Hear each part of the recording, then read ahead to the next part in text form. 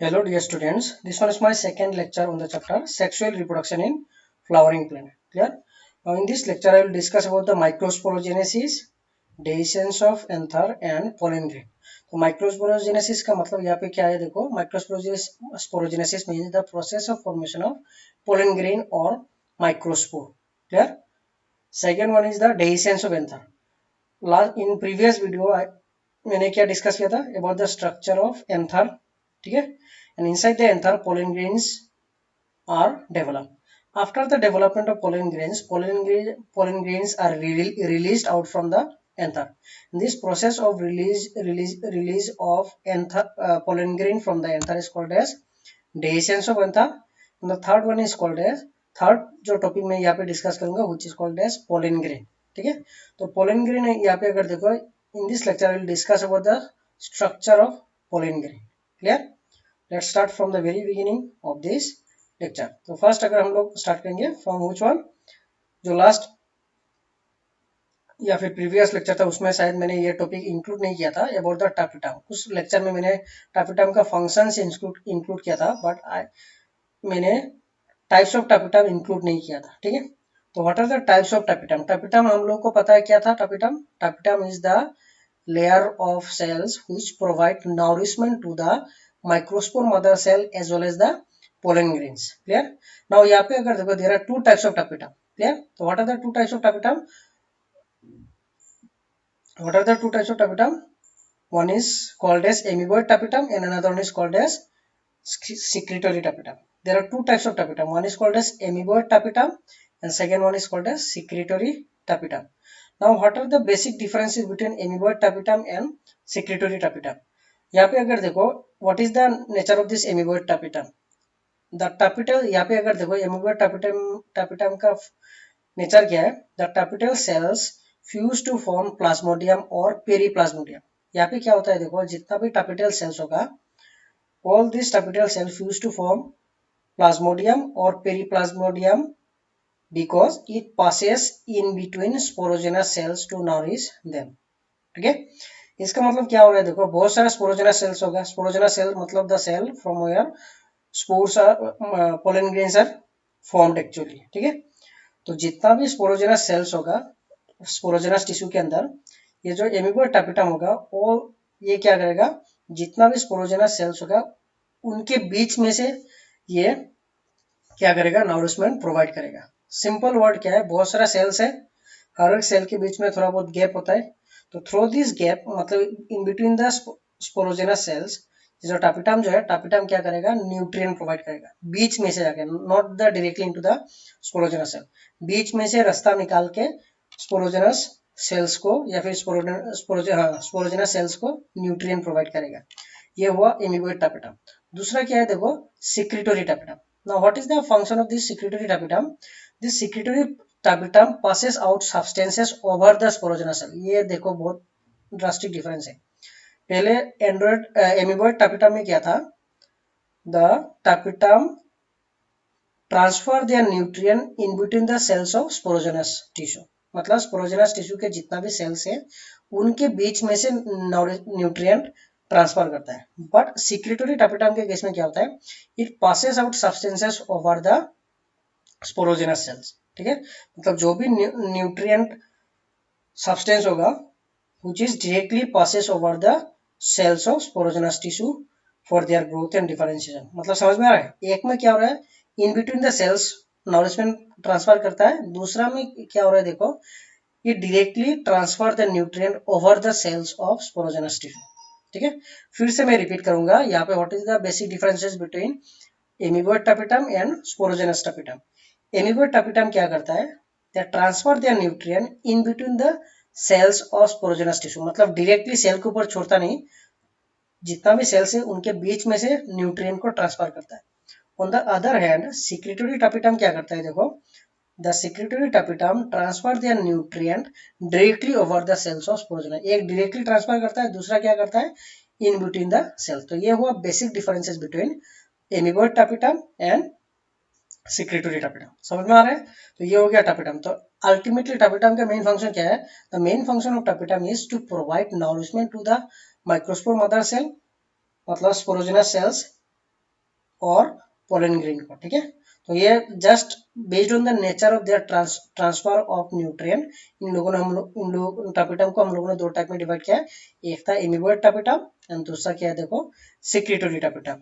मैं फिर से रिपीट करूंगा, एमीबोइड टापिटम क्या करता है, transfer the nutrient in between the cells of sporogenous tissue.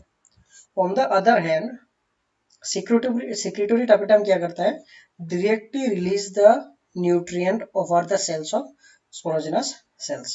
समझ में आ रहा है? तो ये हो गया the differences between amoeboid tapetum and secretory tapetum, ठीक है। ये था टाइप्स ऑफ टापेटम। अभी हम लोग जाएंगे कहाँ पे, there is a topic which is called as microsporogenesis. तो सिंपली अगर देखो what is microsporogenesis, microsporogenesis means process of development of pollen grains और माइक्रोस्पोर, ठीक है। सिंपली यहाँ पे देखो the process of formation of pollen grain और microspore is called microsporogenesis. Simple word में समझो, पोलन ग्रेन का जो फॉर्मेशन होता है उसी को हम लोग बोलते हैं माइक्रोस्पोरोजेनेसिस। और पोलन ग्रेन क्या रिप्रेजेंट करता है, pollen grain represent the male gamete, ठीक है। तो it involve the following process. कैसे माइक्रोस्पोरोजेनेसिस होता है, तो what are the events occurs during this process of formation of pollen grain और माइक्रोस्पोर। फर्स्ट अगर देखो प्रीवियस वीडियो तुम लोग जब देखोगे तब मैंने एक चीज डिस्कस किया था, माइक्रोस्पोरियम के स्ट्रक्चर में दो टाइप का सेल था। आउटर क्या था, parietal cells and inner sporogenous. Outer parietal cells and inner sporogenous cells, मतलब स्पोरोजेनस टिश्यू। तो यहाँ पे अगर देखो स्पोरोजेनस टिश्यू में क्या होगा, बहुत सारा सेल्स होगा। तो यहाँ पे क्या होता है देखो, sporogenous cells divide with the growth of anther. Anther जितना ग्रो करता है, स्पोरोजेनस सेल्स जो होता है या फिर sporogenous tissue also grow in size and in then divide to increase the number. यहाँ पे क्या फर्स्ट लाइन मैंने क्या लिखा है देखो, sporogenous cells divide with the growth of anther. Sporogenous cell क्या करता है, जब एंथर का ग्रोथ होता है स्पोरोजेनस सेल्स का भी ग्रोथ होता है and then they start dividing. अभी why this sporogenous cells start dividing, because to increase the number of cells. Now sporogenous cells are converted into diploid microspore mother cell. यहाँ पे एक चीज याद रखना, ये जो माइक्रोस्पोर मदर सेल का नेचर क्या है, डाइप्लॉइड है, मतलब ट्वाइस नंबर ऑफ क्रोमोसोम है। This one is very important, why, because अगर किसी को लगता है कि मुझे नीट एग्जाम देना है, if you are very much sure that you will going to attempt the NEET examination, then हर एक चीज को तुम लोग को अच्छे से ख्याल में रखना होगा। What is the chromosome number of microspore mother cell, the chromosome number of microspore mother cell is twice n. मतलब स्पोरोजेनस सेल्स का भी क्रोमोसोम नंबर क्या होगा, ट्वाइस एन ही होगा, ठीक है, because it is still not develop into the germ cell. फिर से मैं रिपीट करूंगा, along with the growth of anther, मतलब एंथर जैसे बड़ा होता है sporogenous cell divide start dividing, ठीक है, to increase the number of cells, ठीक है। अभी ये क्या होता है, when the sporogenous cells start dividing they are converted into या फिर they are developed into another type of cell which is called as microspore mother cell, या फिर इन शॉर्ट इसको क्या बोला जाता है, एमएमसी या फिर PMC, means pollen mother cell. समझ में आ रहा है?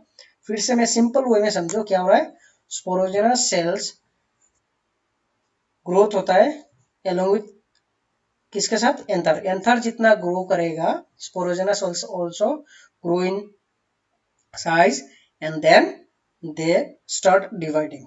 जब स्पोरोजेनस सेल्स डिवाइड होगा they are converted into another type of cells which is called as pollen mother cell और माइक्रोस्पोर मदर सेल। अभी यहाँ पे पोलन मदर सेल और माइक्रोस्पोर मदर सेल का क्रोमोसोम नंबर यहाँ पे अगर देखो, chromosome number is twice n. समझ में आ गया? तो स्पोरोजेनस सेल से फॉर्मेशन हुआ microspore mother cell. Second step में अगर देखो, ये जो microspore mother cell develop an internal layer which is called as callose. Sporogenous microspore mother cell जो होता है या फिर एमएमसी या फिर पीएमसी, तो microspore mother cell develop a wall which is known as callose wall, ठीक है। देयर इज इंटरनल लेयर या फिर internal wall which is called as callose layer which breaks the plasmodesmatal connection among the themselves. मतलब ये जो callus wall जो है, callus wall क्या करेगा, पोलन मदर सेल्स के बीच सेपरेशन लाएगा। मतलब बहुत सारा पोलन मदर सेल फॉर्मेशन हो रहा है, हर एक पोलन मदर सेल के बीच में जो सेपरेशन कौन लाएगा, ये जो कौन सा स्ट्रक्चर है, this structure is called as callose. Simply मैं यहाँ पे अब फिर से मैं रिपीट कर रहा हूँ, microspore mother cell develop an internal layer. Microspore mother cell जितना भी माइक्रोस्पोर मदर सेल है they develop an internal layer which is known as callose layer. And what is the callose function of this callose layer? This callose layer establish और breaks, establish तो नहीं बोलेंगे हम लोग, break बोलेंगे। ये जो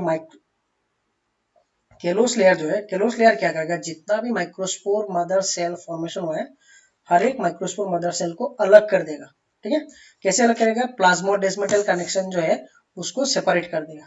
now the microspore mother cell undergoes meiosis. अभी जाके माइक्रोस्पोर मदर सेल का क्या होगा, मियोटिक डिवीजन होगा। माइक्रोस्पोर मदर सेल कैसे फॉर्म होता है, बाय द माइटोटिक डिवीजन, जिसके वजह से उसका क्रोमोसोम नंबर 2 था। But at this stage microspore mother cell divide by the process of meiotic division. तो मियोसिस होने से कितना सेल्स फॉर्मेशन होगा हम लोगों को पता है, according to the chapter of cell cycle and cell division from the first year. हम लोगों ने क्या पढ़ा था, जब एक सेल का मियोसिस होता है तो it produce 4 haploid daughter cells. तो यहाँ पे अगर देखो microspore mother cell undergoes meiosis to produce microspore tetrad. यहाँ पे देखो बहुत इंपॉर्टेंट टर्म यूज किया गया है, क्या है देखो, the important term is the tetrad. Tetra means 4, मतलब सिंपली समझो एक माइक्रोस्पोर मदर सेल जब मियोटिकली डिवाइड करेगा तो इसमें से कितना माइक्रोस्पोर या पोलन ग्रेन फॉर्मेशन होगा, there are 4 pollen grain will be produce. तो 4 पोलन ग्रेन फॉर्मेशन हो रहा है कहां से, एक माइक्रोस्पोर मदर सेल से, that is why it is called as microspore tetrad और पोलन ग्रेन्स। समझ में आ रहा है, तो ये हो गया microspore tetrad formation. Now third point में मैंने क्या लिखा है देखो, एज द एंथर मेच्योर, जितना एंथर मेच्योर होगा एंड डिहाइड्रेट मतलब ड्राई होता जाएगा, the microspore dissociate from each other. पहले क्या होगा, ये जो चारों माइक्रोस्पोर टेट्रा जो होगा एक साथ होता है, जितना पोलन ड्राई होता जाएगा, डिहाइड्रेट होगा मतलब ड्राई होना शुरू हो जाएगा, तो माइक्रोस्पोर मतलब पोलन ग्रेन डिसोसिएट मतलब अलग होना शुरू कर देगा from each other and develop into a mature pollen grain. मतलब एक microspore mother cell 4 pollen grain का फॉर्मेशन होगा। फिर से मैं रिपीट करूंगा, अच्छे से समझो। फर्स्ट स्टेप में क्या हो रहा है देखो, माइक्रोस्पोर मदर सेल का ग्रोथ हो रहा है along with the growth of किसका, एंथर का। ठीक है, now this microspore mother cell क्या हो रहा है, स्टार्टिंग से देखो, माइक्रोस्पोर मदर सेल का ग्रोथ हो रहा है along with the growth of anther. Then ये जो माइक्रोस्पोर मदर सेल है, this microspore mother cell divide to produce, sorry फिर से मैं रिपीट कर रहा हूँ, फिर से तुम लोग ध्यान से सुनो। स्पोरोजेनस सेल जो होगा, sporogenous cells grows along with the growth of anther. Simple है, ये हुआ फर्स्ट स्टेप। फर्स्ट स्टेप क्या है, स्पोरोजेनस सेल्स का ग्रोथ होगा along with the growth of anther. ठीक है, ग्रोथ हो गया स्पोरोजेनस सेल का। नाउ वही स्पोरोजेनस सेल क्या करेगा, डिवाइड होगा। This sporogenous cell divide to produce a particular type of cell which is called as microspore mother cell। उसका नेचर क्या है, which is twichain in, उसका क्रोमोसोम नंबर कितना है, 2 ठीक है, फिर से मैं रिपीट करूंगा क्योंकि ये चैप्टर बहुत सारा स्टूडेंट को कंफ्यूज करता है, प्लस कभी कभी स्टूडेंट का ये कंप्लेन आता है कि सर ये चैप्टर हम लोग को पढ़ना नहीं है। इस टाइप का कोई कंफ्यूजन्स डेवलप हो जाता है इनके दिमाग में, but it is very interesting chapter अगर तुम लोगों ने हर एक टॉपिक को अच्छे से समझ लिया। फिर से मैं रिपीट करूंगा, स्पोरोजेनस सेल्स ग्रो होता है किसके साथ, along with the growth of anther. Anther जितना ग्रो करेगा स्पोरोजेनस सेल ग्रोथ करेगा। ठीक है, now this sporogenous cell divide to produce microspore mother cell. Microspore mother cell का क्रोमोसोम नंबर क्या है, 2 ठीक है, नाउ ये तो हो गया माइक्रोस्पोर मदर सेल या फिर पोलन मदर सेल का formation. Now microspore mother cell क्या करेगा, microspore mother cell develop callose layer. इससे क्या होता है, जितना भी माइक्रोस्पोर मदर सेल है, all this microspore mother cell start dissociate मतलब अलग होता जाएगा due to the formation of this callose layer. कैसे ये डिसोसिएट होगा, by the formation of plasmodesmal, by the breaking of plasmodesmatal connection, plasmodesmal connection. ठीक है, तो जितना भी माइक्रोस्पोर मदर सेल फॉर्मेशन हुआ है, दे आर स्टार्ट सेपरेटिंग। अभी एक एक माइक्रोस्पोर मदर सेल जो है, each and every microspore mother cell divide by meiosis and produce 4 pollen grain which is called as pollen tetrad। ठीक है, pollen grain फॉर्मेशन हो गया। Now as the anther mature, जब एंथर मेच्योर होता है plus dehydration start होता है, the microspore जो है, मतलब माइक्रोस्पोर टेट्रा था, 4 pollen grain एक साथ था, they start dissociate from each other and develop as a individual pollen grain. समझ में आ गया? तो ये हो गया प्रोसेस ऑफ माइक्रोस्पोरोजेनेसिस। ठीक है, तो यहाँ पे नेक्स्ट चलते हैं हम लोग। यहाँ पे का डायग्राम देखो, this one is the number 1 diagram. यहाँ पे देखो माइक्रोस्पोर मदर सेल से एक कंप्लीट माइक्रोस्पोर टेट्राड फॉर्मेशन हुआ है। देखो कितना माइक्रोस्पोर है, 1 2 3 4 and all of this microspore are separated by the callose layer. समझ पा रहे हैं? यहाँ पे देखो बाहर से एक केलोस लेयर है जो क्या करता है, बहुत हर एक माइक्रोस्पोर मदर सेल को अलग करता है। ठीक है, सिंपल समझ में आ रहा है? तो यहाँ पे देखो एक माइक्रोस्पोर मदर सेल से कितना पोलन ग्रेन फॉर्मेशन हो रहा है, 4, 1 2 3 4। These are called as microspore tetrad। समझ में आ रहा है? नाउ लास्ट पॉइंट में मैंने क्या लिखा था, देखो जब एंथर मेच्योर होता है, डिहाइड्रेशन स्टार्ट होता है। डिहाइड्रेशन स्टार्ट होने से क्या होता है, जितना भी पोलन ग्रेन है, all these are 4 pollen grain start dissociate and develop as a individual pollen grain. देखो ये 4 जो है, 4 में से चारों को तो मैं नहीं दिखा रहा हूँ यहाँ पे, 4 में से सपोज ले लो किसी एक को मैंने यहाँ पे दिखाया, there is a 1 pollen grain. हर एक पोलन ग्रेन में सेम इवेंट होता है, एक पोलन ग्रेन फॉर्मेशन हुआ है। उसके बाद देखो इस पोलन ग्रेन में ये जो है, देखो सेंटर में है क्या है, न्यूक्लियस। उसके बाद वैक्यूल फॉर्मेशन होता है, न्यूक्लियस पेरिफेरी में आ जाता है and then by the asymmetric spindle formation vacuole grows in size, chromosome divide होकर 2 टाइप का सेल फॉर्मेशन करता है। One is called vegetative cell, another one is called as generative cell. ठीक है, and both this cell is also separated by a generative cell wall. समझ में आ रहा है? तो ये हुआ डायग्राम। फिर से देखो, this one is the structure of पोले माइक्रोस्पोर टेट्राड, या फिर 4 पोलन ग्रेन कंटेनिंग स्ट्रक्चर। एक माइक्रोस्पोर मदर सेल से 4 pollen grain 1 2 3 4 which is separated from other microspore mother cell by Kalos wall। यहाँ पे देखो एक पॉइंट आउट हो रहा है Kalos wall, ये जो वॉल है which is called Kalos wall। अभी इसमें से 4 में से मैं एक को दिखा रहा हूँ, ये न्यूक्लियस है, this one is the structure of pollen grain. अभी क्या हो रहा है देखो, bye the formation of vacuole, ये जो न्यूक्लियस जो है, जो सेंटर में था वो पेरिफेरी मतलब बॉर्डर लाइन पे चला गया, एंड देन उस न्यूक्लियर डिवीजन, मतलब उस न्यूक्लियस का डिवीजन होता है। डिवीजन होने के बाद 2 टाइप का सेल फॉर्मेशन होता है, one is called vegetative cell, another one is called as generative cell, and this vegetative cell and generative cell is separated by another wall which is called as generative cell wall। ठीक है, तो ये हो गया process of microsporogenesis. ठीक है, ये हो गया माइक्रोस्पोरोजेनेसिस। तो ये डायग्राम को अच्छे से देख लेना। अभी जाओ डेhiscence ऑफ एंथर। तो डेhiscence ऑफ एंथर मतलब क्या था, मैंने पहले भी बोला था, जब एंथर मेच्योर होता है उसके अंदर से क्या निकलेगा, पोलन ग्रेन। तो कैसे होता है देखो, मेच्योर एंथर ड्राइज अप। कुछ देर पहले बोला था, क्या बोला था, मेच्योर एंथर ड्राइज अप मतलब डिहाइड्रेट होता है, तो पानी गायब होना शुरू होता है, मतलब इवापोरेट होता है। As a result sterile strip present between pollen sac. Simply अगर देखो ये जो डायग्राम है, यहाँ पे एक पोलन सेक है, यहाँ पे एक पोलन सेक है, 2 पोलन सेक है। सपोज यहाँ पे तो नहीं है, बट एज्यूम दैट यहाँ पे एक पोलन सेक था, यहाँ पे एक पोलन सेक था, और बीच में जो ग्रुप ऑफ सेल था which is called as sterile strip. ठीक है, तो जब एंथर ड्राई होता है तो sterile strip present between 2 pollen, मतलब यहाँ पे एक पोलन सेक था, यहाँ पे एक पोलन सेक, बीच में जो स्टेराइल स्ट्रिप है present between the pollen sake of each other, each anther lobe is disintegrate. मतलब यहाँ पे जो स्टेराइल स्ट्रिप था, पेरेन्काइमेटा स्टेराइल स्ट्रिप जो होता है वो धीरे धीरे डिसइंटीग्रेट होना शुरू होता है। Therefore A mature anther has only 2 cavities. जब ये डिसइंटीग्रेट हो गया, एक एंथर लोब में कितना पोलन सेक दिखाई दे रहा है, ठीक है, देयर आर 1। देखो यहाँ पे ये जो डिवीजन था वो खत्म हो गया, तो उससे क्या हो रहा है, एक सेक के अंदर एक लोब के अंदर एक ही पोलन सेक दिखाई दे रहा है। ठीक है, यहाँ पे भी देखो पहले 2 था, यहाँ पे पूरा डिसइंटीग्रेट होने के बाद इट बिकम 1 पोलन सेक। तो मतलब डाइथेका एंथर के केस में कितना पोलन सेक हुआ, at the time of dehiscence there are 2 pollen sac. समझ में आ रहा है? Therefore, a mature anther has only 2 cavities in each lobe। मतलब एक लोब के अंदर, मतलब यहाँ पे देखो a mature anther has only 2 cavities in each lobe। हो गया। With the loss of water, जितना वाटर लॉस होगा, एंडोथेसियम कॉन्ट्रैक्ट, एंडोथेसियम एक wall, there is a particular wall which is called endothecium after the epidermis।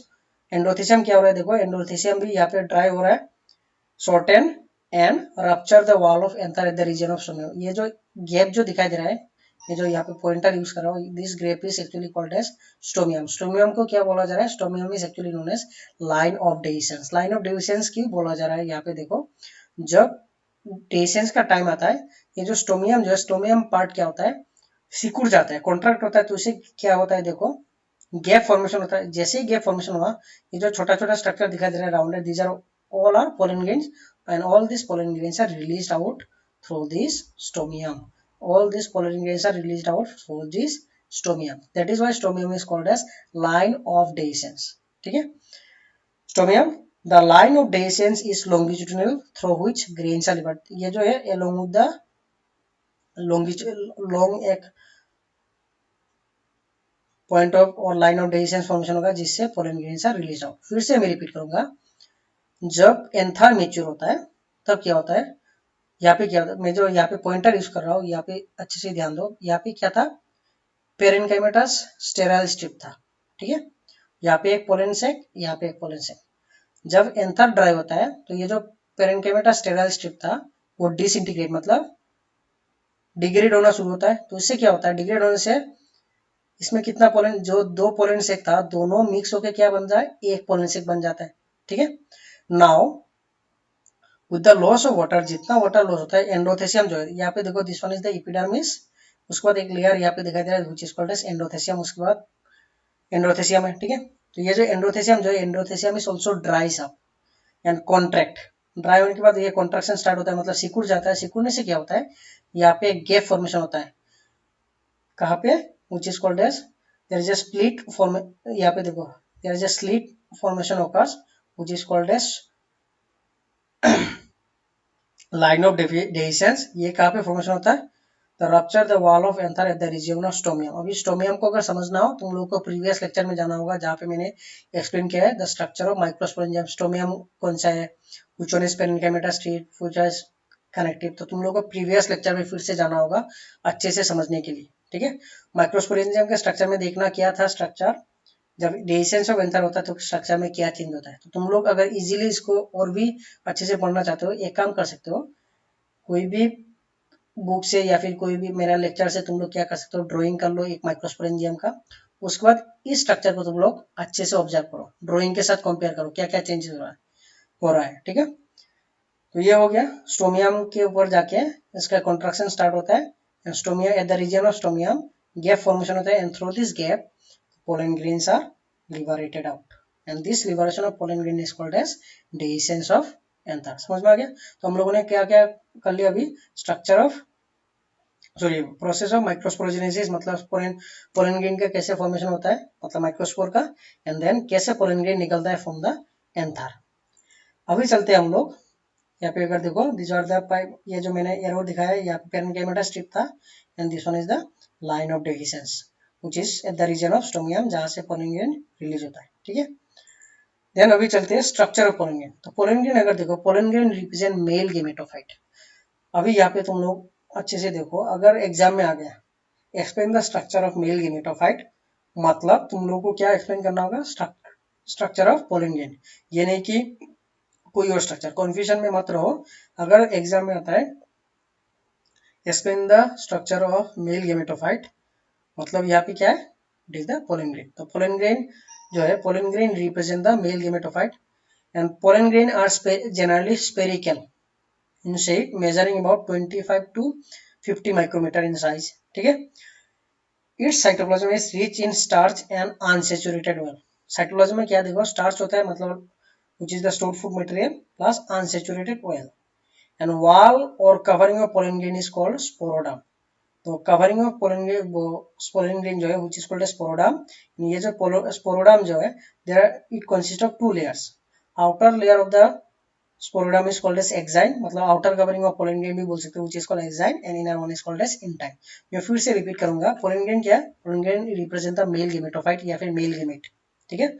pollen grains are generally spherical in shape and the size ranges between 25 to 50 micrometer। इनके cytoplasm में क्या होता है, starch होता है plus unsaturated oils होता है, and the wall और covering of pollen grain is called as sporoderm, and it consist of two layer, outer layer is called exine and inner one is called as intine. अभी हम लोग चलते हैं exine and intine पे। Exine, और exine का मतलब क्या था, outer most covering of the pollen grain. तो यहाँ पे देखो outer most hard covering of pollen grain is called exine. ठीक है, अभी यहाँ पे जो मैंने बोल्ड में दिया, this one is very important point, तुम लोगों को हमेशा याद रखना होगा। Exine is made of a highly resistant fatty substance called sporopollenin. ठीक है, this one is very important.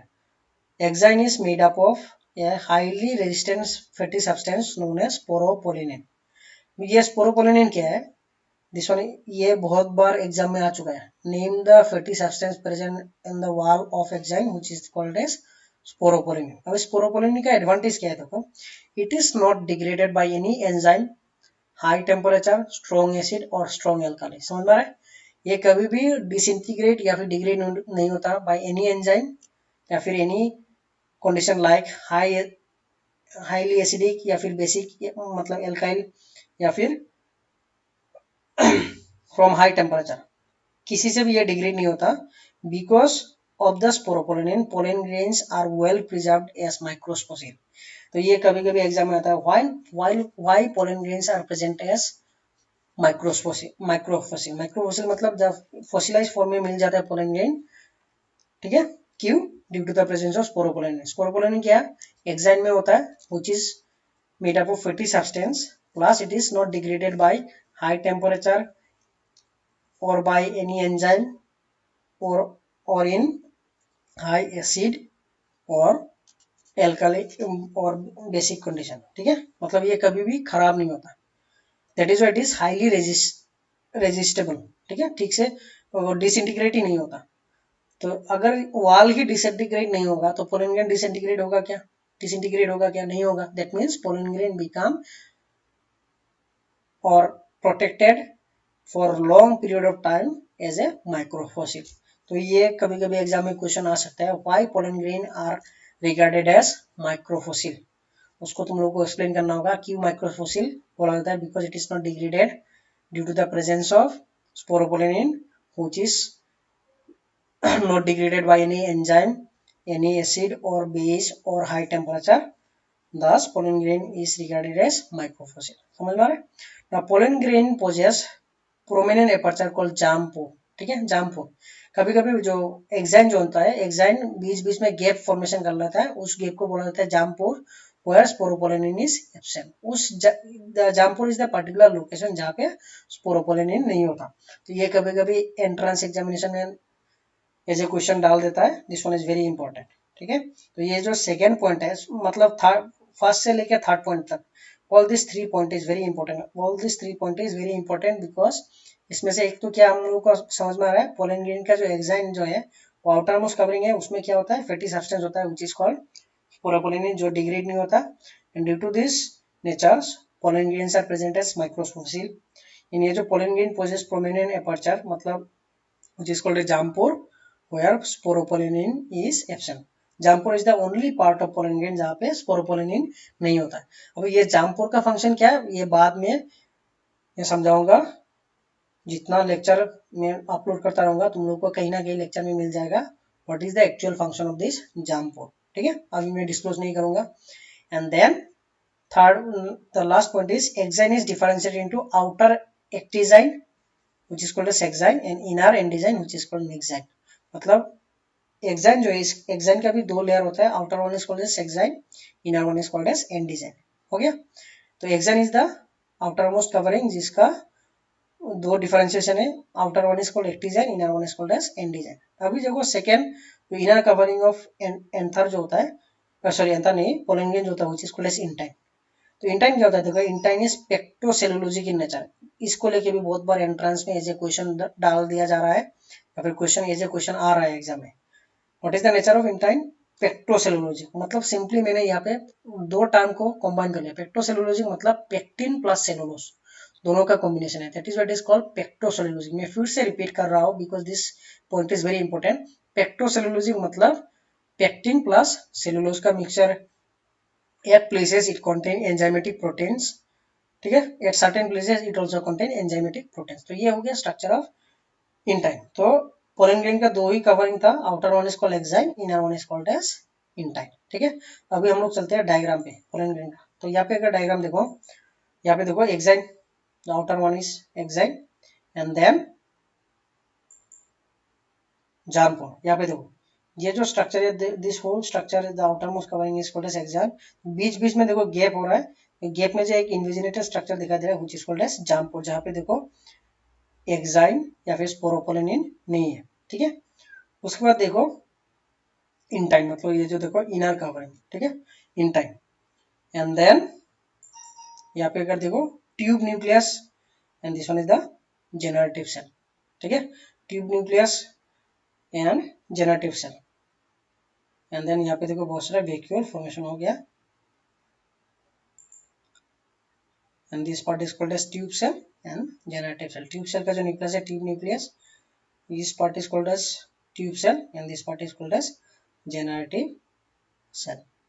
ये हो गया स्ट्रक्चर ऑफ पोलिन. ठीक है, तो ये हुआ हम लोगों का टॉपिक. तो अभी तुम लोग को क्या करना होगा, जितना भी टॉपिक यहाँ पे मैंने डिस्कस किया है, हर एक टॉपिक को तुम लोग को अच्छे से पढ़ना होगा. जितना रिपीटेडली देखो, it will be helpful for all of you. Plus जिन लोगों को नीट के लिए प्रिपेयर करना है, हर एक मेरा जो जितना भी लेक्चर आ रहा है, सेकेंड ईयर का जो लेक्चर आ रहा है, मतलब क्लास 12 का या क्लास 11 का, अगर कोई स्टूडेंट है 11 का, वो लोग तुम लोग भी फॉलो कर सकते हो. These lectures are very important not only for your board exam, and at the same time it is also very important for your NEET examination. तो हर एक टॉपिक को अच्छे से फॉलो करो. हर एक लाइन में मैंने बहुत कुछ बोला होगा ड्यूरिंग माय लेक्चर कि ये इंपॉर्टेंट लाइन है. जहाँ जहाँ पे मैंने ये सब डिस्कस किया है, तुम लोग उस लाइन को अच्छे से मार्क करके या फिर याद करके रखो for your preparation. And thank you for watching. अगर तुम लोग को ये वीडियो अच्छा लगा, you can subscribe my channel and hit the bell icon to get regular updates. And at the end, be safe, stay at home. Thank you for watching.